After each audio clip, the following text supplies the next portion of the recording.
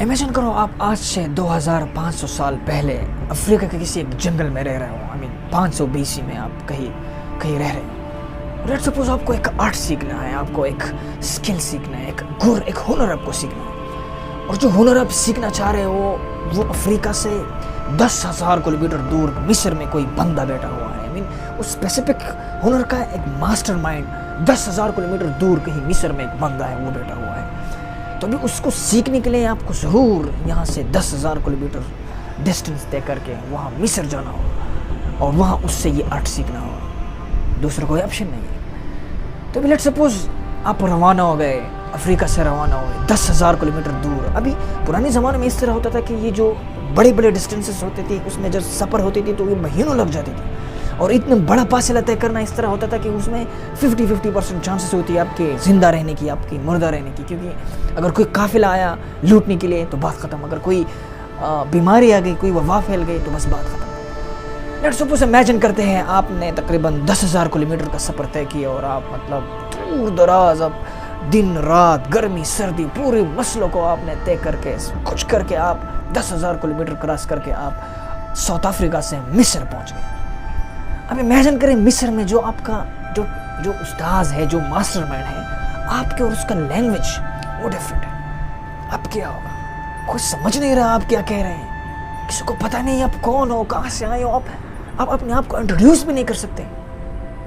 پھر آپ کو کیا کرنا پڑتا, آپ کو کہیں مشکل سے کہیں ایک ایسے بندے کو ڈھونڈنا پڑتا جس کو آپ کی لینگویج اور اس لینگویج کے بارے میں, دونوں کے بارے میں کچھ جانکاری ہو, کچھ نہ کچھ جانکاری ہو. تو لیٹ سپوز وہ بندہ مل گیا, تو تبھی کبھی کچھ لین دین کے بعد, کچھ لے دے کے, کچھ امپریس کر کے, کچھ دے کے, کچھ لے کے, آپ اس بندے سے وہ آرٹ, وہ وزڈم, وہ نالج آپ سیکھ لیتے ہیں.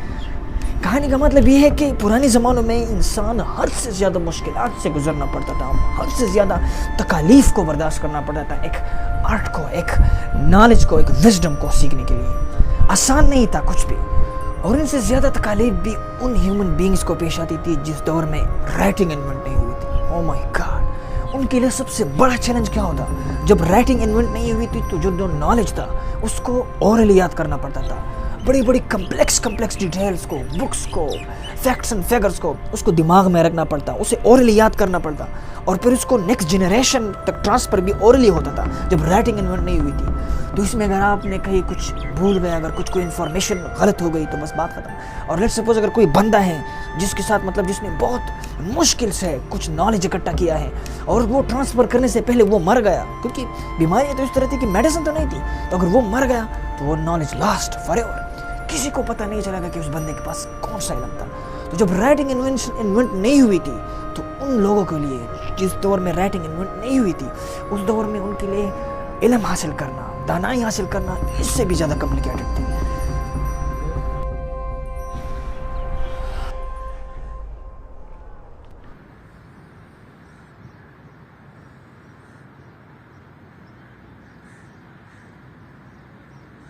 مصر کا ایک شہر ہے الیگزینڈریا, وہاں کے لوگ تو حد تمام کر لیتے. وہاں کے لوگ لاکھوں اور کروڑوں کلومیٹر دور جاتے, نئے علاقوں میں, نئی جگہوں میں, اور صرف اس پرپس کے لیے جاتے کہ اگر وہاں کوئی نیا کتاب ہو, وہاں اگر کوئی حکمت اور دانائی کا کوئی ایک ایسا درخت ہو جس کے بارے میں انہیں معلومات نہ ہو کہ اس نالج کو کیپچر کر سکے, اس نالج کو گین کر سکے. وہ اتنی دور جاتے صرف ایک پرپس کے لیے کہ اگر کچھ نیا سیکھنے کو مل جائے اور کچھ نئے بکس مل جائے اور وہ ہم لا کر اپنے لائبریریز میں جمع کریں, اپنے ایز اے ہول جو انٹلیکٹ ہے اس انٹلیکٹ میں اس وزڈم کو ایڈ کریں. صرف اس پرپس کے لیے اتنی دور تک یہ لوگ جاتے تھے. الیگزینڈریا کے لوگ علم کے, کتابوں کے, آرٹ کے, ہنر کی اتنی حد سے زیادہ شوقین تھی کہ آپ کو پتہ ہے وہ لوگوں کو لوٹ لیتے, وہ بحری جہازوں کو کھڑے کرتے اور وہاں سخت تلاشی لیتے تھے, اور قافلوں کو کھڑا کر لیتے تھے اور وہاں اس کو تلاشی لے لیتے.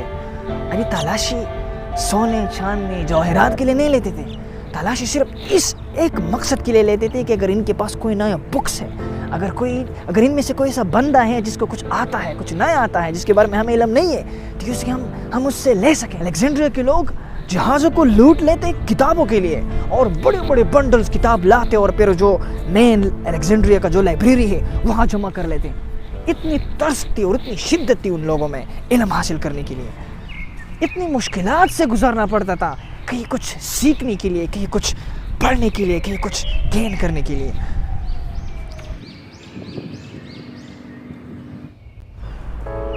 مہینے لگ جاتے ایک کتاب کو لکھنے کے لیے، کبھی کبھار تو سالوں لگ جاتے، اور پھر اگر کتاب کی کاپیز بنانے ہیں تو چونکہ پرنٹ پریس تھی نہیں، تو ایک کتاب کو کاپی کرنے کے لیے بڑے تعداد میں لوگ بیٹھے ہوتے رہتے تھے اور وہ کاپیز بنا لیتے تھے، لکھتے، ہینڈ ریٹن ہوتی تھی، کاپیز بنا لیتے تھے، but by but, page by page, word by word, لفظ بائی لفظ رائٹنگ میں ہوتی تھی بکس کی کاپیز بنانا، پرنٹنگ پریس نہیں تھی۔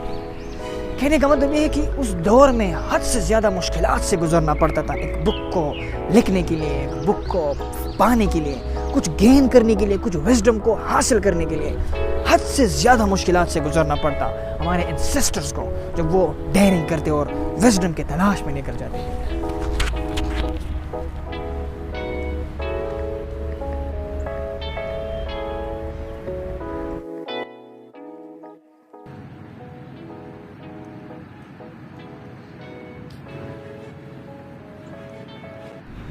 اور اب ویلکم ٹو 2023، ایک ایسا دور جہاں کسی بھی سبجیکٹ کا ویل ایکسپرٹ، ویل ایکسپیرینس بندہ آپ کو ایک ٹچ کی دوری پر مل جائے گا، جہاں آپ کلومیٹر دور، ہزاروں کلومیٹر دور چیئر پر بیٹھ کر مزے کے ساتھ اپنی کسی یونیورسٹی کے پروفیسر کے ساتھ ڈسکشن کر سکتے ہو، آن لائن ڈسکشن کر سکتے ہو، سر جی یہ کس طرح ہوتا ہے، وہ کس طرح ہوتا ہے، جہاں آپ لمحوں کے اندر اس انفارمیشن تک رسائی حاصل کر سکتے ہو جس انفارمیشن کو پانے کے لیے شاید صدیاں لگ چکی ہوں، جہاں ایک ٹچ کی دوری کے فاصلے پر دنیا کا ہر ایک سائنٹسٹ، دنیا کا ہر ایک انجینئر، ہر ایک ایکسپرٹ، ہر فیلڈ کا ماسٹر آپ کا انتظار کر رہا ہے۔ ایک ایسا دور جہاں آپ لیٹے لیٹے 500 پیجز بک کی سمری آپ 5 منٹ میں آپ سن سکتے ہیں۔ ایک ایسا دور جہاں آپ دنیا کے کسی بھی کونے میں کسی بھی چیز کے بارے میں انفارمیشن لمحوں کے اندر گین کر سکتے ہیں۔ یہ سب کیسے؟ یہ کہاں سے آیا؟ I mean, how is this possible? These are the gifts of science. These are the gifts of technology. یہ اس درخت کے پل ہے جس درخت کو ہمارے انسسٹرز نے کوسچنز کرنے سے، آبجیکشنز کرنے سے اور تھاٹس کو چیلنج کرنے سے اگائے ہیں۔ یہ اس درخت کے پل ہے جو ہم کھا رہے ہیں۔ اب اگر اس دور میں اس پرانے والے دور سے کوئی بندہ اٹھ گیا اور نالج اور وزڈم کا اتنا آسانی سے گین کرنے والے اس ڈرامے کو دیکھ لیا اور پھر اس کے بعد آج کی جہالت کو دیکھ لیا تو وہ بندہ حیرانی کی وجہ سے ذرہ So, welcome to the age of information. Welcome to the age of science.